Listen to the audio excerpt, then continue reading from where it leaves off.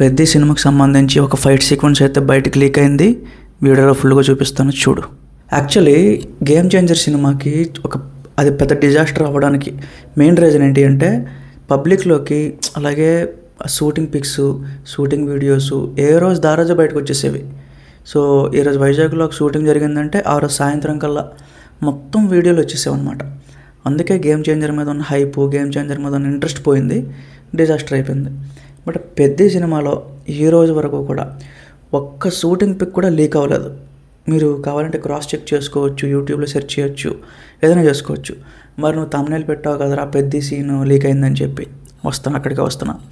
Actually ఈ fight sequence జరుగుతుంది, అందులో ఉండే ఒక మ్యాటర్, ఒక న్యూస్ అయితే బయటకు లీక్ అయింది తప్ప అఫీషియల్గా ఎలాంటి ఇమేజెస్ కానీ వీడియోస్ కానీ బయటకు లీక్ అవ్వలేదు. మన బుచ్చిబాబు అయితే అలాంటి మిస్టేక్ చేయట్లేదు, శంకర్ తాత కాబట్టి అది జరిగింది. అలాంటి మిస్టేక్ అయితే ఇక్కడ జరగలేదు బై గాడ్స్ గ్రేస్. ఎందుకంటే పెద్ద అనే సినిమా ఒక ఏదో అల్లటప్పది లేకపోతే ఒక రీజనల్ సినిమా కాదు, పాన్ ఇండియా సినిమా కూడా కాదు, అదో గ్లోబల్ రేంజ్కి వెళ్ళబోయే సినిమా.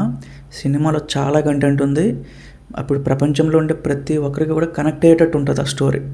సో ఓన్లీ ఇండియానే అనుకుంటున్నారు చాలామంది, బట్ కాదు, చాలా పెద్ద స్కోప్ ఉంది ఆ సినిమాకైతే. అలాంటిది ఇప్పుడు మెయిన్ ఫైట్ సీక్వెన్సెస్ అయితే దంగల్లో పనిచేసిన ఒక ఫైట్ మాస్టర్, దంగల్ చూసే ఉంటారు, ఆ ఫైట్ మాస్టర్ అయితే ఇప్పుడు ఈ సినిమాలో పనిచేస్తున్నారనమాట.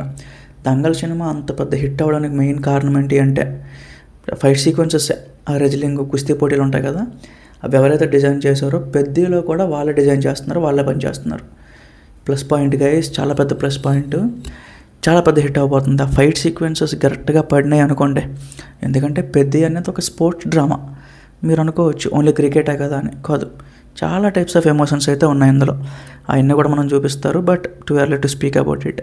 అయితే బుచ్చిబాబు అయితే చాలా శ్రద్ధగా, డిసిప్లిన్డ్గా, సో ఓకే నాకు చరణ్ గారు లాంటి ఒక హీరో దొరికారు, సో సెకండ్ సినిమాకే దొరికారు, ఇలాంటి అవకాశాన్ని నేను చాలా బాగా ఉపయోగించుకోవాలి అని చెప్పి నీట్గా రాసుకుంటున్నాడు అనమాట. పర్ఫెక్ట్గా ఉన్నాడు, బాగా ఫాలో అవుతున్నాడు. రేపొద్దున అవుట్పుట్ స్క్రీన్ మీద మనం చూసేటప్పుడు కూడా అదే ఫీల్ అవుతామన్నమాట. సో అది గైస్, అఫీషియల్గా లీక్ ఏమైతే జరగలేదు. ఒకవేళ లీక్ అయినా సరే నేను పోస్ట్ చేయను. Thank you.